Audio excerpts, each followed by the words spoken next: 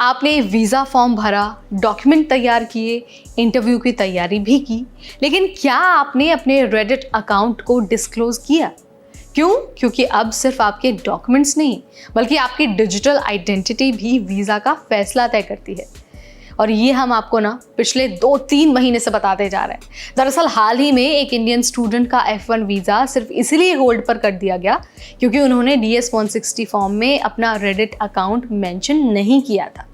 तो इस वीडियो में हम आपको ये पूरी जानकारी बताने वाले हैं, पूरी घटना के बारे में बताएंगे और वो ज़रूरी सबक भी देंगे जो हर स्टूडेंट और वीज़ा एप्लीकेंट को जानना चाहिए।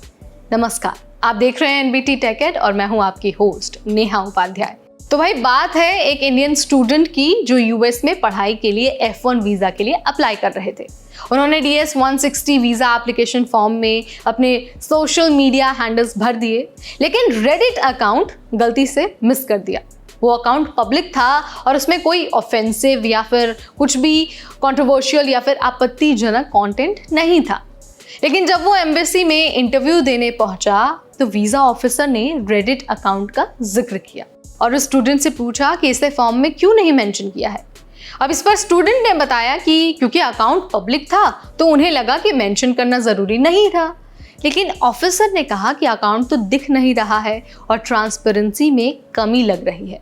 इसके बाद स्टूडेंट को मिल गया एक 221G स्लिप, यानी कि जो उसका वीज़ा है वो ऑन होल्ड चला गया। अब बहुत लोग सोचते होंगे कि 221G का मतलब है रिजेक्शन, लेकिन ऐसा नहीं है। ये जो 221G है वो एक एडमिनिस्ट्रेटिव प्रोसेसिंग होती है, यानी कि एम्बेसी कुछ और डॉक्यूमेंट्स या फिर कुछ और क्लैरिफिकेशन चाहती है।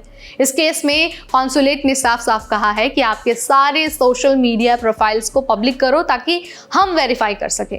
जब तक वो प्रोसेस पूरा नहीं होता है वीज़ा फाइल होल्ड पर ही रहती है और ये जो डिले है वो कभी कभी हफ्तों या फिर महीनों का भी हो सकता है। और अगर डिले होता है हफ्तों का या फिर महीनों का तो जो यूनिवर्सिटी एडमिशन है और जो आपका ट्रैवल है उस पर इम्पैक्ट पड़ता है। 2019 से US वीज़ा फॉर्म्स में एक नया सेक्शन आया है जिसमें आपको अपने 5 साल के सोशल मीडिया हैंडल्स को बताने होते हैं। ये रूल ट्रम्प सरकार के टाइम पर लागू हुआ और अब भी कंटिन्यू है। और आपको पता ही है ट्रम्प वापस आ गए हैं और ट्रम्प ने आते ही दोबारा इन सारी चीज़ों को फिर से सख्ती से लागू कर दिया है। DS 160 फॉर्म में पूछा जाता है Instagram, Facebook, Twitter, LinkedIn, Reddit, TikTok etcetera. अगर आपने कोई अकाउंट बताया है और ऑफिसर उसे देख नहीं पा रहा है तो ये रेड फ्लैग बन सकता है। अब रेडिट जैसी साइटें भी इस लिस्ट में शामिल हैं। ऑफिसर ने कहा कि हमें अकाउंट नहीं दिख रहा है तो हम वेरीफाई नहीं कर पाए। अब चाहे वो टेक्निकल ग्लिच ही क्यों ना हो या फिर प्राइवेसी इशू क्यों ना हो, लेकिन इम्पैक्ट एप्लीकेंट पर पड़ा है और उसका वीज़ा होल्ड पर चला गया है। अब देखिए इंडियन स्टूडेंट्स US में सबसे बड़े इंटरनेशनल स्टूडेंट ग्रुप है। हर साल लाखों स्टूडेंट्स अप्लाई करते हैं और जो कंपटीशन है वो बहुत हाई होता है। ऐसे में एक छोटी सी गलती भी डिले या फिर डिनायल की वजह बन सकती है।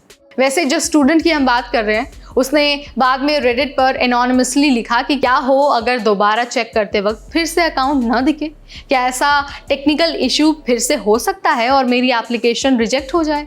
इन सारे सवालों से ये तो क्लियर हो गया कि आज के वीज़ा सिस्टम में डिजिटल ट्रांसपेरेंसी बहुत ज़रूरी है और अगर आप ऐसा करने में फेल हो जाते हैं तो आपका वीज़ा या तो रद्द हो जाएगा या फिर उसे होल्ड पर डाल दिया जाएगा।